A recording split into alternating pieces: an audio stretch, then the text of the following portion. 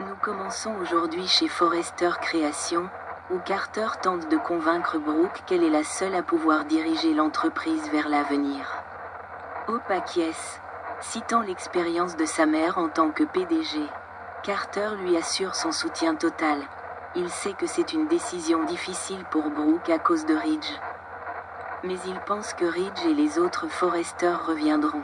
Carter sait que Brooke et Ridge sont amoureux et qu'ils surmonteront tout ce qui leur arrive.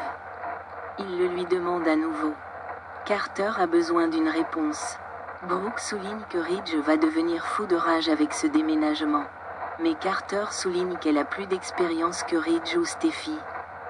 Et qu'elle est une fédératrice qui saura rassembler les gens.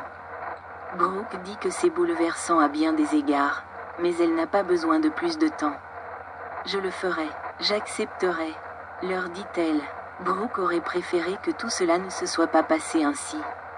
Les Forrester ont été évincés de leur propre entreprise, et même si Hope et Carter pensent que c'est justifié, elle est tout de même choquée, et elle ne s'attendait pas à ce que Carter la choisisse comme PDG.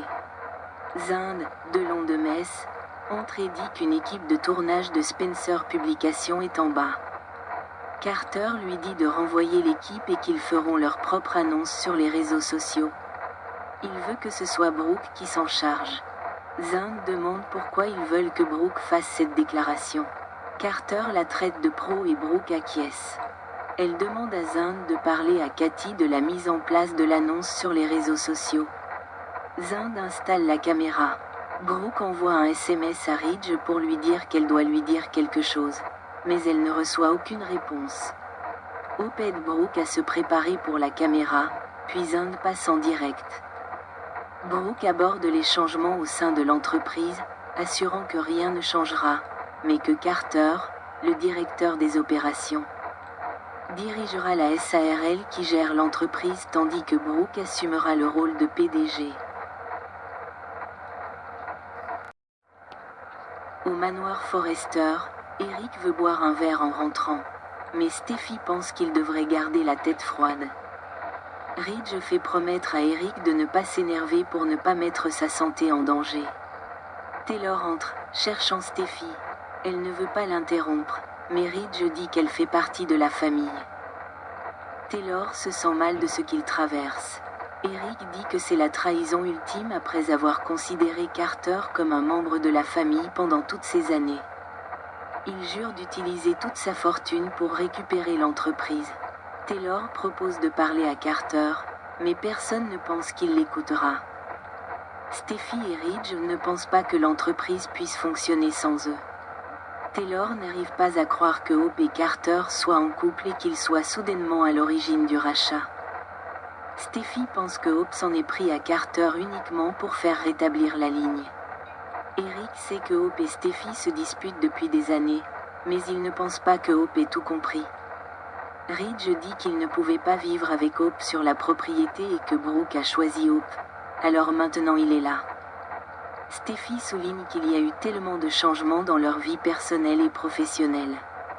Steffi ne pense pas que Ridge puisse rester avec Brooke après ce qui s'est passé. Même si Eric souligne qu'ils ont déjà traversé d'autres tempêtes. Même Taylor est d'accord, dans une certaine mesure. Eric veut savoir où en sont les choses entre Ridge et Brooke. Eric veut savoir où en sont les choses avec Ridge, qui n'en est pas sûr car la situation est très difficile en ce moment. Pour l'instant, Ridge veut récupérer l'entreprise.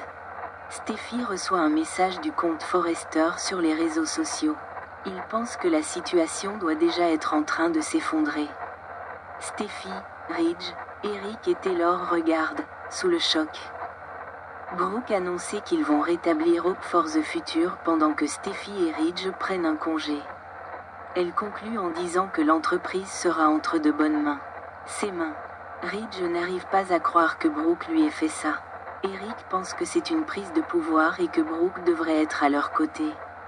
Eric pense que Carter se sert de Brooke comme d'un pion. Steffi veut tenir sa propre conférence de presse, mais Eric refuse de s'adresser à la presse pour l'instant. Ridge affirme qu'elle les a poignardés dans le dos et Steffi parle d'une OPA hostile.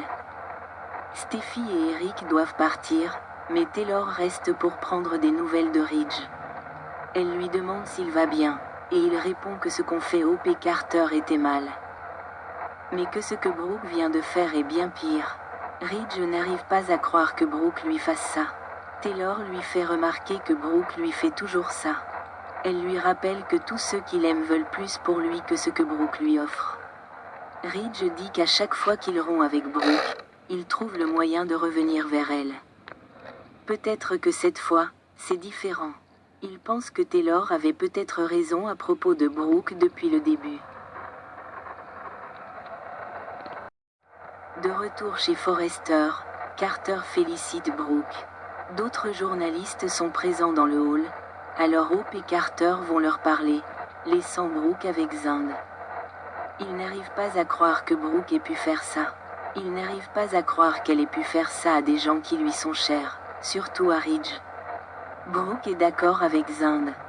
Elle ressent la même chose et ça la tue de voir Ridge blessé.